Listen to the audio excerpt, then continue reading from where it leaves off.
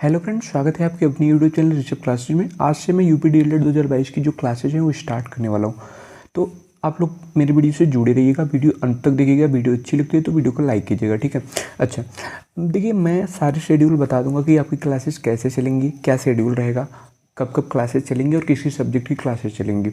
तो आप लोगों को पूरा नोट्स वगैरह जो होगा वो फ्री में प्रोवाइड करा दिया जाएगा। नोट्स वगैरह आपको इंस्टाग्राम पे मिल जाएगा। वहाँ पे क्या करेंगे, आप डिस्क्रिप्शन बॉक्स में जाएंगे और वहाँ पे मैं लिंक दे दूँगा इंस्टाग्राम का। वहाँ पे इजीली जाके फॉलो करके मुझे मैसेज कर देंगे। मैं आप लोग का जो सिलेबस होगा और आप लोग का जो नोट्स होंगे वो आप लोग को प्रोवाइड करा दूँगा पीडीएफ के रूप में, ठीक है। और देखिए आज से मैं जो आपकी फर्स्ट क्लास है वो साइंस की क्लास होने वाली है। साइंस को 3 पार्टों में विभाजित किया गया, जैसा कि आप लोग जानते भी होंगे। फिजिक्स हो गया, बायोलॉजी हो गया एंड केमिस्ट्री, ठीक है। केमिस्ट्री से मैं स्टार्ट कर रहा हूँ। बहुत छोटा छोटा सिलेबस है, ज़्यादा बहुत बड़ा सिलेबस नहीं है बीटीसी का, और बहुत इजी है। आप लोगों ने पढ़ रखा है, जो 8 तक भी अगर विज्ञान थोड़ा सा भी पढ़ा होगा तो उसके लिए बहुत ईजी चीज़ें हैं, ठीक है। और आपकी मैथ वगैरह की फर्दर क्लासेज आएंगी तो और अच्छे वे में आएंगी। मतलब ऐसा आएगा कि आप लोग को एकदम, जो बच्चा कभी ना पढ़ा होगा मैथ ना, वो भी सीख पाएगा। अगर नहीं सीख पाएगा ना तो वीडियो अनलाइक करके चले जाना, ठीक है। बट एक बार देखना। तो अब देखिए, मैं ये फर्स्ट वीडियो केमिस्ट्री की होने वाली है। तो यहाँ पे देखिए फर्स्ट की केमिस्ट्री का जो आपका फर्स्ट टॉपिक है वो क्या है, पदार्थ एवं पदार्थ की अवस्थाएं। आप लोग का सिलेबस भी मैं अपलोड कर दूंगा, ठीक है। अच्छा, ये फर्स्ट टॉपिक है, ठीक है, पदार्थ और पदार्थ की अवस्थाएं। तो यहाँ पे हम लोग क्या सीखेंगे कि पदार्थ क्या होता है। देखिए, पदार्थ की अवस्थाएं एवं पदार्थों को परिभाषित करने से पहले द्रव को समझना जरूरी है।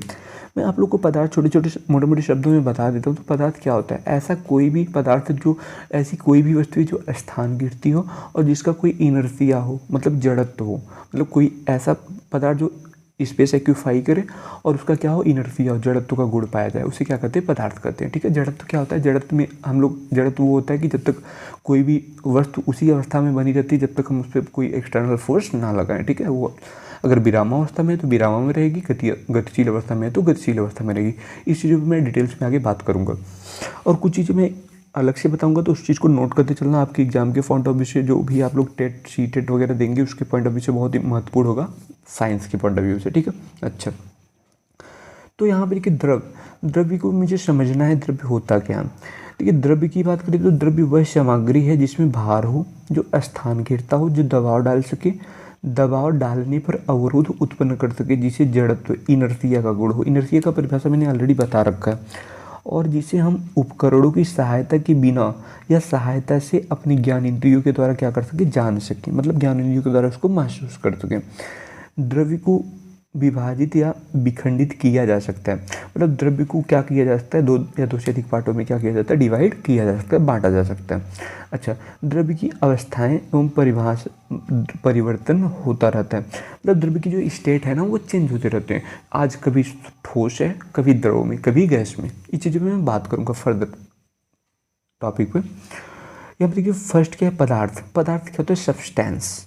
सब्सटेंस में होता क्या है ना, बेसिकली कोई भी वस्तु जो स्थान घेरती हो, जिसका द्रव्यमान हो और जिसको 5 ज्ञान इंद्रियों से महसूस कर सके, तो उसे क्या कहते हैं, पदार्थ कहते हैं। सिंपल सा पदार्थ होता है जो कोई स्थान घेरे, जिसमें जड़त्व का गुण है, उसे पदार्थ कहते हैं, ठीक है। ऐसा भी लिख लो, ऐसा भी लिख लो, जैसा आपको सही लगे। ऐसे द्रव्य जो निश्चित गुणों और संगठन, कंपोजिशन वाले होते हैं, उन्हें क्या कहा जाता है, पदार्थ कहा जाता है। तो ये सब चीज़ें भी आप लोग को नोट करते चलना। अब यहाँ पे देखिए है क्या कि उदाहरण के लिए कागज़ हो गया मेरा पदार्थ है, लकड़ी मेरी पदार्थ है, मिट्टी मेरी पदार्थ है, कोयला, जल, वायु आदि द्रव्य जो है वो क्या है, मेरे पदार्थ है, सब्सटेंस है। अच्छा, अब नेक्स्ट पेज पे चलते हैं। तो देखिए यहाँ पे आप लोग को दिख पा रहा होगा कि पदार्थ के प्रकार। देखिए आपके सिलेबस में जितनी चीज़ें हैं मैं बस उतनी ही चीज़ों पे बात करने वाला हूँ, ठीक है। पदार्थ के प्रकार, पदार्थ की 2 आधारों पर विभाजित किया गया। फर्स्ट जो होता है वो उसके फिजिकल स्टेट के आधार पर, मतलब भौतिक अवस्था के आधार पर, on the basis of a physical state, ठीक है। और दूसरा क्या होता है, रासायनिक संगठन के, मतलब जो उसका केमिकल कंपोजिशन होता है ना, उसके आधार पर भी इसको विभाजित किया गया। तो हम लोग पढ़ेंगे कि भौतिक अवस्था के आधार पर इसको कितने भागों में विभाजित किया गया। देखिए पदार्थ की भौतिक अवस्थाएं क्या होती है। भौतिक अवस्था के आधार पर पदार्थ को 3 मुख्य वर्गों में क्या किया गया, रखा गया या विभाजित किया गया। फर्स्ट होता है मेरा ठोस होता है, सेकंड मेरा क्या होता है, द्रव होता है, और थर्ड जो होता है वो क्या होता है, गैस होता है। वैसे एक चौथी अवस्था होती है जिसको कि प्लाज्मा अवस्था कहते हैं। प्लाज्मा अवस्था मतलब क्या होता है, ये बहुत मतलब हाई टेम्परेचर की अवस्था होती है, बहुत गर्म की अवस्था होती है। इस चीज़ पे मैं बात करूँगा, पर प्लाज्मा आपको पढ़ना नहीं, प्लाज्मा के बारे में डिटेल्स में बता दूंगा। प्लाज्मा आप लोग को जब भूगोल वगैरह पढ़ाऊंगा ना, तो वहाँ पे प्लाज्मा स्टार वगैरह में मिलेगा, ठीक है। अच्छा, यहाँ पे देखिए किसी पदार्थ के भौतिक अवस्थाएं उसके अणुओं के मध्य क्रियाशील आंतरिक बल पर निर्भर करती है। यदि अंतराणविक बल अधिक होता है तो पदार्थ ठोस अवस्था में होती है, और अगर अंतराणविक बल क्या होता है, कुछ कम होता है, तो पदार्थ किसमें होती है, द्रव अवस्था में होती है। परंतु गैसीय अवस्था में यह बल सबसे कम होता है, ठीक है। अच्छा, अब यहाँ पे एक नया शब्द है, अंतराणविक बल क्या होता है। देखिए अंतराणविक बल के बारे में अगर हम बात करें ना, अंतराणविक बल क्या होता है। अंतराणविक बल में जैसे कि देखिए यहाँ पे देखिए कोई भी मेरा क्या हो गया, नॉर्मल सा अगर मैं बात करूँ कि ये मान लीजिए मेरा एक पदार्थ है, ठीक है, ये सब्सटेंस हो गया, और पदार्थ में क्या हो गया, छोटे छोटे क्या हो गए, मॉलिक्यूल्स हो गए। मॉलिक्यूल्स की बात करें तो क्या होता है, अणु हो गया, ठीक है। अच्छा, दो अणुओं के बीच में ना, किसी भी पदार्थ में दो अणुओं के बीच में दो बल लगता है। एक तो लगता है आकर्षण बल। आकर्षण बल मतलब कि दोनों का जो एरो है एक साइड है, आपको दिख रहा होगा, जिसको आकर्षण बल मतलब दोनों एक ही साइड क्या अट्रैक्ट होते हैं, तो वहाँ पे आकर्षण बल काम करता है। और एक होता है विकर्षण बल, जब क्या होता है, दोनों अपोजिट डायरेक्शन में होते हैं, ठीक है। तो दो बल किसी भी अणु पे काम करता है। जब मेरा पदार्थ जो होता है वो सॉलिड अवस्था में होता है, तो मेरा ये जो आकर्षण बल होता है ना, वो बहुत अधिक होता है। किससे, विकर्षण बल से। मतलब जो मेरे मॉलिक्यूल्स होते हैं वो बहुत पास पास होते हैं। मैं फिगर के माध्यम से आपको नीचे दिखाता हूँ। ये हम देखिए पदार्थ की तीन अवस्थाएं, जैसा कि आप लोग को बताया हमने, solid, liquid and gas. Note करते चलिएगा अपने नोट्स वगैरह में भी। अब देखिए नेक्स्ट पेज पे चलते हैं। तो यहाँ पे देखिए फर्स्ट अवस्था जो है वो क्या है, ठोस अवस्था। ठोस अवस्था में क्या होता है, पदार्थ की वह अवस्था है जिसमें उसके आकार एवं आयतन क्या होते हैं, फिक्स्ड रहते हैं। जैसा कि लोहा हो गया, सोना हो गया, लकड़ी हो गई, नमक हो गया, हीरा हो गया, और ETC एक्सेट्रा। अच्छा, अवस्थाएं फिक्स्ड होने का क्या मतलब है, कोई भी पदार्थ होगा, जैसे कि मान लीजिए कि अगर मैं एज्यूम करूँ कि ये मान लीजिए कोई मेरा पदार्थ हो गया, ठीक है, ये मेरा पदार्थ हो गया, और इस पदार्थ के जो स्टेट मतलब आकार है ना, साइज वगैरह में चेंजेस नहीं किया जा सकता। मतलब ये क्या होता है, फिक्स्ड होते हैं। और इसके वॉल्यूम जो होता है, आयतन होता है, वो भी क्या होता है, फिक्स्ड होता है। जैसे कि मान लीजिए एक सोना हो गया, सोने की चैन हो गई, अगर उस सोने की चैन को आप लोग सोनार के पास ले गए, उसकी एक अंगूठी बना लिए, देखिए उसका शेप तो बदल दिया, मतलब आकार तो बदल गया, बट वॉल्यूम क्या हुआ, अनचेंज रहा। वॉल्यूम तो उतना ही रहेगा ना जितना वो था, ठीक है, चाहे उसका जिस रूप में बदल दो, तो वॉल्यूम ये होता है, ठीक है। अच्छा, अब आप कंस्ट्रक्शन की बात करूँ, अगर आपको नहीं समझ में आता ना, डिस्क्रिप्शन बॉक्स में बता दीजिएगा, मैं आपको थोड़ा सा और इम्प्रूव करने का प्रयास करूँगा। अगर समझ में आता है तो बहुत अच्छी बात है। यहाँ देखिए संरचना, ये मैं देखिए यहाँ पे क्या हो गया, मेरा ये पदार्थ हो गया, और पदार्थ में मैंने बताया ये छोटे छोटे क्या हो गए, मॉलिक्यूल्स हो गए, जिसको कि अणु कहते हैं, ठीक है। ये मेरे मॉलिक्यूल्स हो गए, अणु हो गए। मैंने बताया था कि जब आकर्षण बल क्या हो, देखिए यहाँ पे क्या होता था, जब आकर्षण बल बहुत अधिक हो, किससे, विकर्षण बल से, तो उस अवस्था को हम क्या कहते हैं, ठोस अवस्था। क्या कहते हैं उसको, ठोस अवस्था, ठीक है। तो यहाँ पे आप लोग को दिख रहा होगा कि मॉलिक्यूल्स क्या क्या बहुत पास पास हैं, मतलब आकर्षण बल क्या है, बहुत अधिक है विकर्षण बल से, तो इस अवस्था को क्या कह देंगे हम, आकर्षण, मतलब कि ठोस अवस्था, ठीक है। अच्छा, अब देखिए दूसरी अवस्था क्या होती है, द्रव अवस्था, जिसको कि इंग्लिश में क्या कहते हैं, मैटर, ठीक है। द्रव अवस्था, मैटर की ठोस अवस्था में अणु बहुत पास पास होते हैं। अणुओं के मध्य जो है ससंजक बल, मतलब कोहेसिव जो फोर्स होता है वह अधिक होने के कारण अंतराणविक बल स्थान कम होता है, जिसके कारण ये ताप के प्रभाव में बहुत कम बढ़ते हैं। मतलब कि जो ठोस होता है ना, ठोस पे ताप का बहुत कम प्रभाव पड़ता है, ठीक है।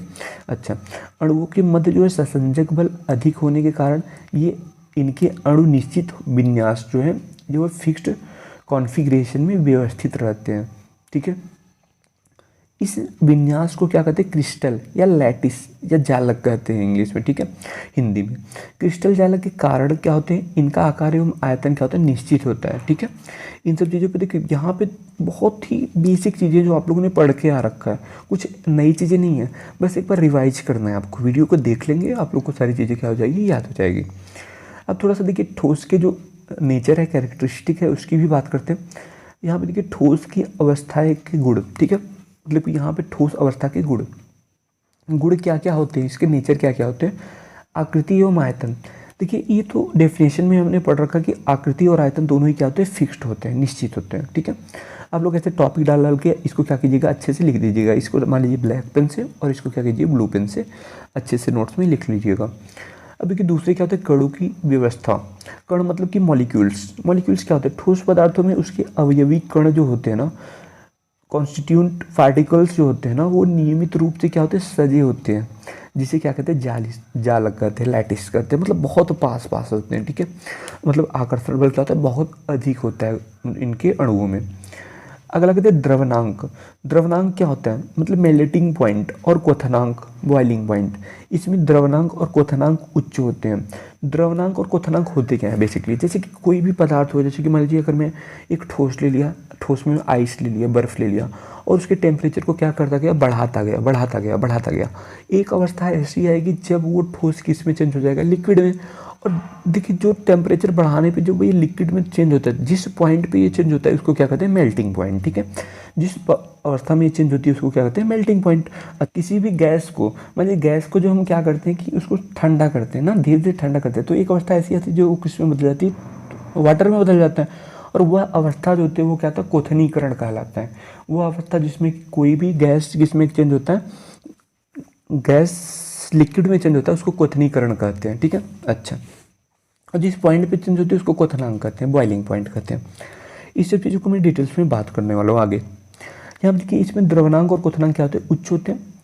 देखिए किसी भी पदार्थ की अगर घनत्व की बात करें तो घनत्व निकालने के लिए हम क्या कहते हैं, द्रव्यमान बटे आयतन। द्रव्यमान क्या होता है, द्रव्यमान बेसिकली वो होता है जो अनचेंज रहता है, द्रव्यमान कभी चेंज नहीं होता। ठीक है, ये एक सदिश राशि होती है। द्रव्यमान जितना आपका यहाँ पे है उतना आपका चंद्रमा पे भी होगा। भार जो होता है वो चेंज होता रहता है, ये चीज़ें आप लोग को पता होनी चाहिए।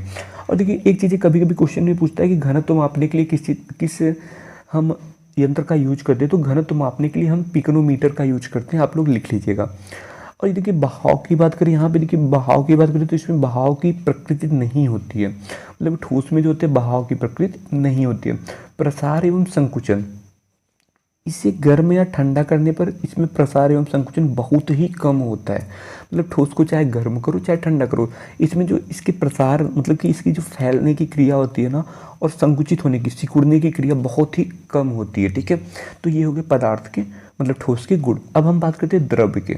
अब देखिए यहाँ पे हम बात करेंगे द्रव की अवस्था के। तो द्रव की अवस्था जिसको कि लिक्विड स्टेट कहते हैं, द्रव्य पदार्थ की वह अवस्था है जिसमें उसके आयतन निश्चित होते हैं। मतलब यहाँ पे क्या होता है, उसके वॉल्यूम तो फिक्स होते हैं परंतु आकार जो क्या होता है वो फिक्स नहीं होता, मतलब कि इसके आकार को बदला जा सकता है। ठीक है, जैसे कि क्या हो गया, दूध, पानी, तेल, पारा आदि। ठीक है, इसका जो आकार होता है वो फिक्स नहीं होता, मतलब कि इसके दूध को क्या कर सकते हैं हम, उसको पनीर के रूप में भी कन्वर्ट कर सकते हैं, उसको आकार को दही के रूप में भी कन्वर्ट कर सकते हैं, अलग अलग रूप में क्या कर सकते हैं, बदल सकते हैं। पानी हो गया, पानी को भी क्या करते हैं, बर्फ़ में बदल सकते हैं। लेकिन इसकी जो वॉल्यूम होगी ना, जैसे कि आपने एक गिलास पानी लिया, मान लीजिए एक गिलास पानी लेंगे, उस पानी को आप भले ही बर्फ़ बना देंगे, लेकिन वो कितने वॉल्यूम का, एक ही गिलास के वॉल्यूम का, एक ही गिलास के वॉल्यूम का क्या बनेगा, बर्फ़ बनेगा। तो मतलब उसका वॉल्यूम तो फिक्स रहेगा बट उसका आकार जो होगा वो क्या हो जाएगा, चेंज हो जाएगा, वो बर्फ़ बन जाएगा। ठीक है, अच्छा, सेम ऐसे दूध का अगर हो गया, मान लीजिए आप 1 लीटर दूध लिए, 1 लीटर दूध का दही बनाए, तो दूध क्या हुआ, दूध तो वॉल्यूम तो 1 ही लीटर रहा ना, वॉल्यूम फिक्स्ड है बट उसका क्या हो गया, शेप क्या हो गया, चेंज हो गया। ठीक है, इस टाइप से हम समझ सकते हैं द्रव की अवस्थाओं को। अगर इसकी कंस्ट्रक्शन की बात करें तो यहाँ पे कंस्ट्रक्शन क्या होता है, द्रव में क्या होता है ना कि इसके आकर्षण बल क्या होते हैं, वो कम होते हैं। मतलब यहाँ पे देखिए उसमें क्या था, उसमें आकर्षण बल बहुत अधिक था बट इसमें आकर्षण बल मतलब बहुत उससे कम अधिक होता है, ठोस से कम अधिक होता है। जैसे कि यहाँ पे क्या कर सकते हैं कि आकर्षण बल जब अधिक हो विकर्षण बल से, वहाँ पे मैंने 2 एरो बनाया था तो मतलब बहुत अधिक होता था आकर्षण बल, पर यहाँ पे क्या होता है, अधिक होता है, बहुत अधिक नहीं होता। तो इस अवस्था को क्या कहते हैं हम, संरचना। ये आप लोग को देख पा रहे होंगे संरचना, और इस अवस्था को हम कहते हैं द्रव अवस्था, जहाँ पे उसके मॉलिक्यूल्स क्या हो, मॉलिक्यूल्स के बीच का आकर्षण बल विकर्षण बल से अधिक हो। ठीक है, ऐसे भी डेफिनेशन आप लिख सकते हैं इसका। अब ठोस अवस्था की तुलना में यहाँ पे देखिए आप लोग को यहाँ पे कंपैरिजन भी दिख रहा होगा कि ठोस अवस्था की तुलना में द्रव के अणु दूर दूर होते हैं, अर्थात ठोस की अपेक्षा अंतराणविक स्थान जो होता है अधिक होता है।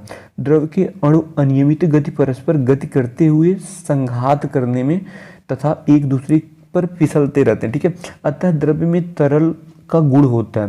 द्रव्य में किसका गुण होता है, तरल का। ठीक है, और इनकी निश्चित आकृति नहीं होती।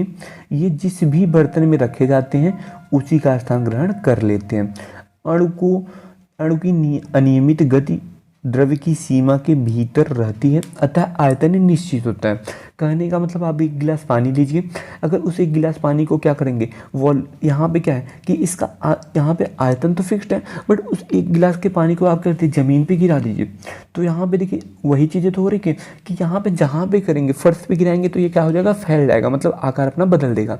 तो जिस चीज़ में रखेंगे वो द्रव क्या करेगा, उसी चीज़ का आकार ले लेगा। तो ये हो गया मेरा द्रव की अवस्था है। थर्ड की, अब देखिए यहाँ पे क्या होता है, थर्ड में था गैस की अवस्था है। अभी सबकी मैं तुलना भी करा दूंगा तो चीज़ें आप लोग को क्लियर हो जाएंगी।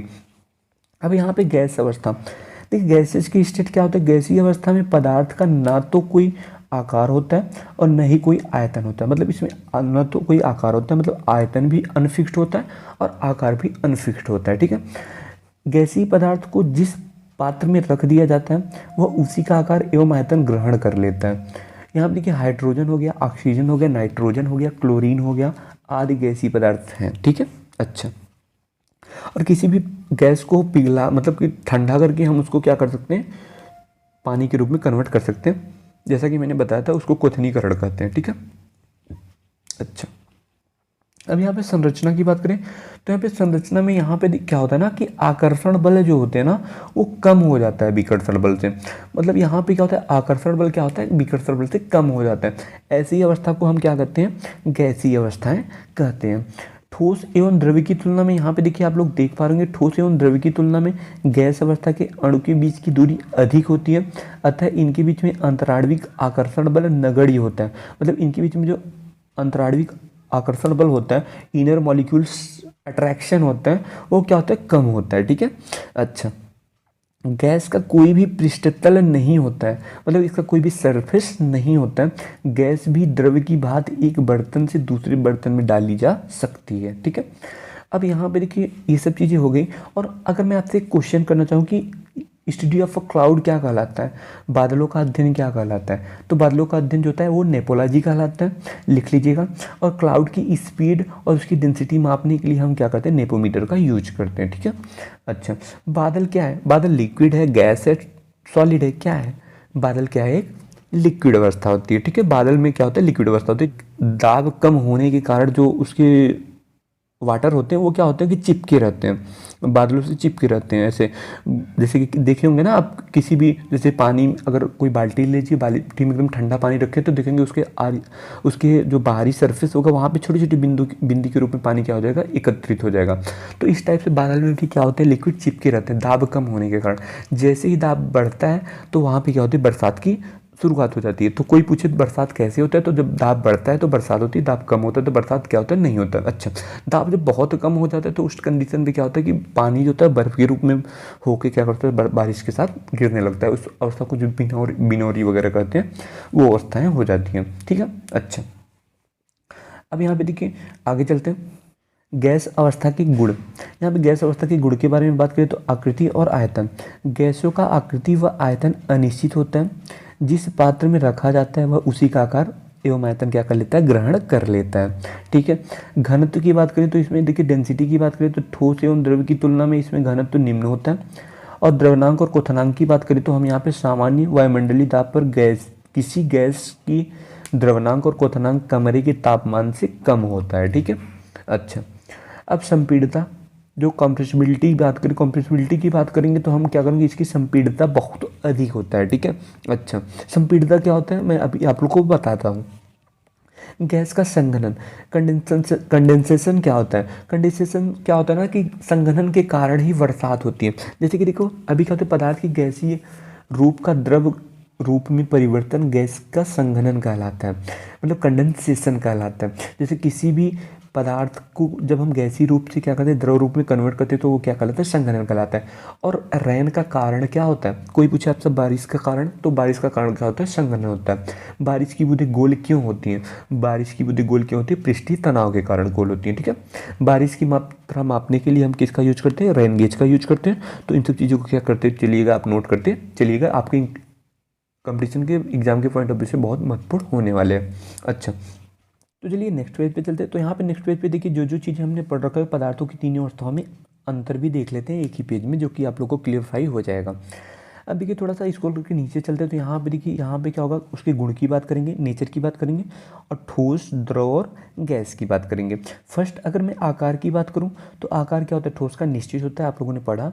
और द्रव्य क्या होता है, वो अनिश्चित होता है, ठीक है, द्रव्य का अनिश्चित होता है। और गैस का क्या होता है, वो भी अनिश्चित होता है। मतलब किसी भी ठोस का जो आकार होता है वो निश्चित होता है, द्रव का अनिश्चित होता है और गैस का भी क्या होता है, अनिश्चित होता है। आयतन की बात करें तो ठोस का तो निश्चित होगा, बट यहाँ पे द्रव का भी क्या होगा, निश्चित होगा, बट गैस का क्या होगा, अनिश्चित होगा। और यहाँ पे घनत्व की बात करें तो घनत्व सबसे ज़्यादा किसकी होती है, ठोस की होती है। और यहाँ पे ठोस से कम घनत्व किसका होता है, द्रव्य का होता है।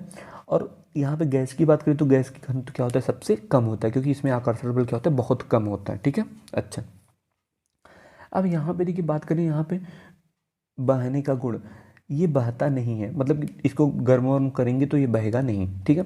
और ऊपर से नीचे की दिशा में बहता है, ये समतल होने का प्रयत्न करते रहते हैं, ठीक है। अच्छा, जैसे कि आप एक गिलास पानी को फर्श पे लड़ा दिए तो वो क्या करेगा, सारे जगह पे समान रूप से फैलने का प्रयास करेगा, ठीक है। ये प्रत्येक दिशा में बहते हैं। ये क्या करेगा, अगर इसको गैस को आप छोड़ दिए तो वो क्या करेगा, चारों दिशाओं में समान रूप से क्या हो जाएगा, विचलित हो जाएगा, ठीक है। अब ताप की बात करें तो ताप किस पे, ठोस पे क्या होगा, जब ठोस की बात करें ताप के प्रभाव के कारण इनमें प्रसार सबसे कम होता है, ठीक है। इनमें प्रसार ठोसों से अधिक तथा गैसों से कम होता है, ठीक है। मतलब इसमें ठोसों की अपेक्षा बहुत कम प्रसार होता है, ठीक है। अब यहाँ पे इनमें प्रसार सबसे अधिक होता है, ठीक है। अब यहाँ द्रव्य का बात करें, दाब का बात करें तो दाब सबसे कम होता है किसमें, ठोस में होता है।